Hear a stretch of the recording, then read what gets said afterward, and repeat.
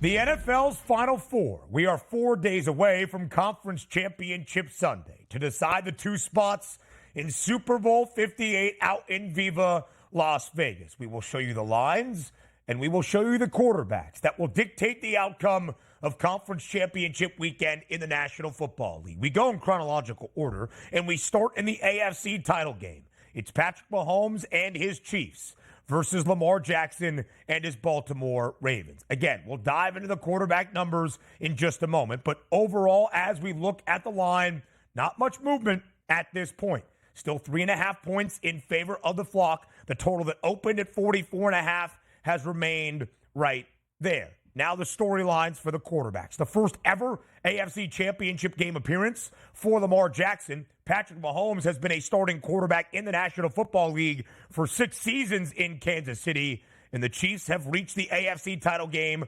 all 6 years. But the big difference this time, Donnie Right Side, the Chiefs are on the road for the first time in an AFC title game. The previous 5 they have hosted inside Arrowhead. That's a big deal. That's a really big deal because Baltimore is a very good home team. They've smashed some playoff teams at home and handled them easily. Also, let's keep in mind, you take a look at that money line number, a little bit on the rise for the Ravens side. Yesterday, we were seeing those 3.5s across the board, a little bit more juice on Kansas City if you wanted that 3.5. Now it's shifting over at the FanDuel Sportsbook to a minus 115 price on the minus 3.5 for the Baltimore Ravens. Some other outlets yesterday, Ben, also touching 4s here as a favorite for the Ravens. Also keep in mind, we're going to update this all week long. There's only 2 games to focus on, so you can pay good attention here to the weather reports. Earlier in the week, talking about yesterday and also Monday, we were looking at 47, 48 degrees, no precipitation in the forecast, and winds under 10 miles an hour. Today, we're looking at lower 40s, Ben, around 42 to 43 degrees with drizzle now in the forecast for the entire football game. Again, which could change here, and windy conditions of around 10 miles an hour. So if we're looking at those, you say to yourself, anytime the wind is going to be bad or maybe a little bit of rain, it's probably going to favor Baltimore because why? They have the more mobile quarterback, and Lamar Jackson certainly can function there. We're not saying it's a disadvantage for Kansas City. It's just not a plus for Kansas City at this point here. But on the original point here, okay, we saw last week, Kansas City went on the road with Patrick Mahomes in the playoffs and got a victory. Now you can see if you can one-up, because the one thing we could probably agree on, you're not getting that beat-up defense on the Dolphins. You're not getting that beat-up defense on the Buffalo Bills. You're getting a healthy defense at home that's played extremely well down the stretch here. You're getting the best defense in the National Football League. The Ravens, the best scoring defense in the NFL against the second best scoring defense throughout the regular season. That is Kansas City. Baltimore, a favorite in 15 of 18 games this year, 10-5 against the spread. But when that spread has been 4 points or less, which we would estimate it is going to be Sunday afternoon in the Charm City, the Ravens are a perfect 6-0 against the spread. Narratives abound last weekend. Could Mahomes lead his Chiefs to a road playoff victory in his first true road playoff game? He answered that question. Could Lamar Jackson just win in the NFL postseason with a 1-3 record entering the divisional round against the Texans? He answered that question. But there are more questions to be answered. Can Mahomes win a conference championship on the road? Can Lamar in his first conference championship game get to the ultimate mountaintop that is an AFC title and a Super Bowl appearance? Now, 243.5 is the passing yards prop for Patrick Mahomes. It is 33 yards less for Lamar Jackson, 210 and a hook. But we know Lamar, who has rushed for at least 100 yards in 3 of his 5 postseason games in his career, 64.5 that rushing yards prop. Donnie, how do you compare the two quarterbacks entering the AFC Championship game on Sunday?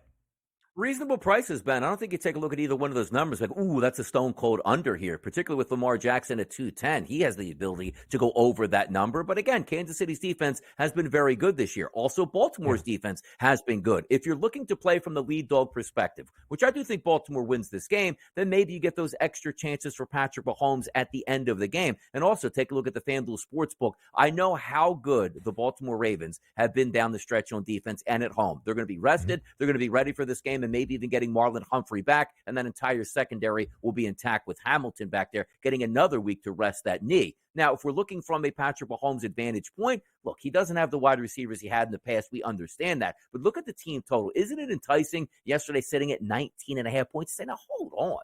Like Kansas City, just to get 20 points here, they can lose the football game and still get 20. They can win the football game 20-17, right? So that's one of those advantages where I'm looking at to myself saying, I know the Ravens are going to win, but is this going to be one of those games where the Ravens hold Patrick Mahomes to 13 points in an AFC Championship game? I just don't think that's going to be the case, which again, you take a look at that 45.5, I think there's a great chance that that game goes over the total. But from a prop perspective for myself, I'm really looking towards overs. It's the same feeling I had last week where I sort of missed the boat in the Buffalo game. Look, Buffalo ended up losing that game, but what did we say all week? Josh Allen's going to have to be Superman in this game. He's not going to hold back anything. Big rushing numbers, touchdowns. He did it all. The same thing with Lamar Jackson. Hey, Lamar Jackson sitting at a 50.5 rushing prop. What gives in this football game? He rushes for 2 touchdowns and over 100 yards here. So if I'm looking from a Lamar Jackson perspective, he's going to leave it all out there on the field, which means I expect another double-digit carry game for Lamar Jackson and a rushing touchdown. But that 210, he should be able to get that as well. I think we're going to have a really good offensive game out of both teams. Are we looking at 60 points? No, probably not. But these two teams should be able to move the football similar to what you saw in Kansas City and Buffalo last week, Ben.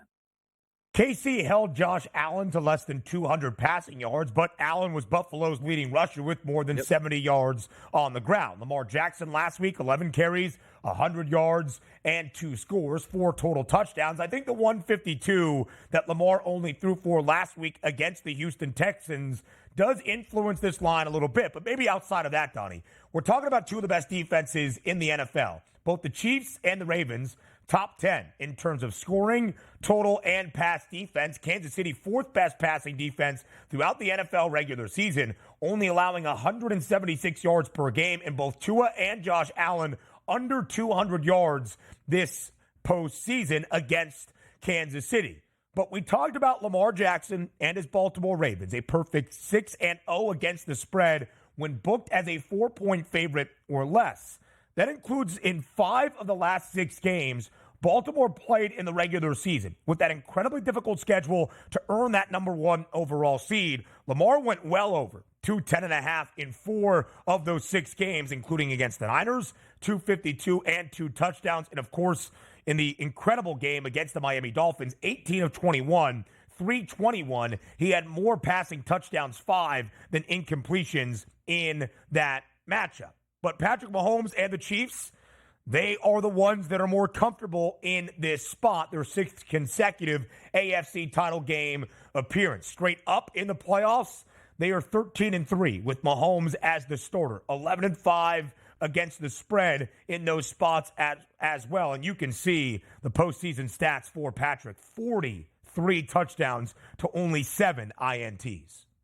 Yeah, he's going to be good. Why, Ben? Because he's always good in these spots here, right? And the fact that they get to every AFC Championship game every single year is not because they play great defense or their wide receiver makes plays. It's Patrick Mahomes keeping them in football games and pulling off miracles if need be, like we saw for the Buffalo Bills against the Buffalo Bills just a short time ago. Now, let's fast forward into this game and see what has to happen for Patrick Mahomes to have a good game. Obviously, the offensive line has to hold up here. It's not as good as an offensive line as they had in past years where they went to the Super Bowl last year against the Eagles and didn't give up a sack. But also, we talk about big game running situations. We usually talk about Lamar Jackson. Hey, 100 yards last week. Patrick Mahomes didn't actually get his rushing prop last week. Missed it by a couple yards. But you know as well as I do, if the yards are there to be taken, Patrick Mahomes will do that. He's a sneaky guy. And I didn't see the actual number here, but I assume it's probably lined up somewhere in the mid-20s here. If I'm looking at a rushing perspective, I love Patrick Mahomes to go over his rushing prop in this game as well. You do whatever you can to advance to the next level, and that next level is the Super Bowl. If Patrick Mahomes has to tuck tail and run because that defense is really good and all his guys are covered, he will do that in this football game, Ben.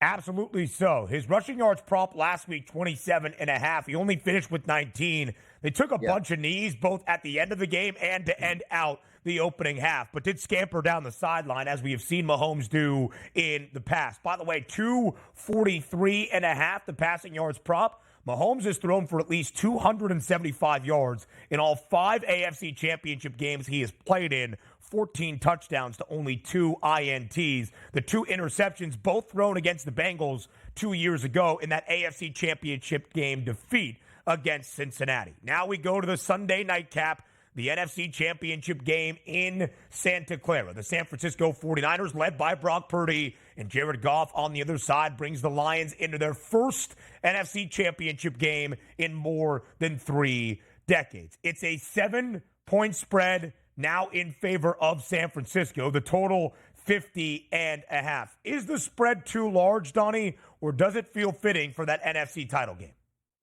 Yeah, I don't think the spread is too large at this point. Now, most people probably watching say 7 points. You just give me the Detroit Lions. I'll let the chips fall where they may. I liked what the Lions did last week. I didn't like so much about what the 49ers did. I hear you on that. But the 49ers are a very good home team, and maybe a little bit of an anomaly last week. Debo goes down early, and keep this in mind, too. We'll see how healthy Debo is this week. But you know as well as I do, heading into a playoff football game, Debo Samuel is going to be a pretty big part of your pregame packages, right? For him to get injured that early, you're sort of adjusting on the fly. So if Debo is in this ball game, you can count on him, and you're going to plan accordingly for that. Talking about from a Kyle Shanahan perspective. But if he's not, you're going to have a very good game plan without him that's going to put people in positions certainly to succeed. The one thing I also want to bring up, Ben, the same way I brought up in Baltimore here, we're watching the weather conditions. For a dome team going outdoors, which you know the Lions love to be in a dome much, much more than being outside, which the Super Bowl will be in a dome. Ben, 70 degrees at kickoff, 2-mile-an-hour winds, and no precipitation in the forecast. You saw Brock Purdy struggle a little bit there in the rain. Wear a glove, not wear a glove. Some passes that certainly he shouldn't have thrown. That's not going to be a case this week. Ben, we should get offense this weekend in Santa Clara. Might as well be a dome on Sunday night. Narratives for both quarterbacks that we'll discuss later this week. Now to the big move in the association next.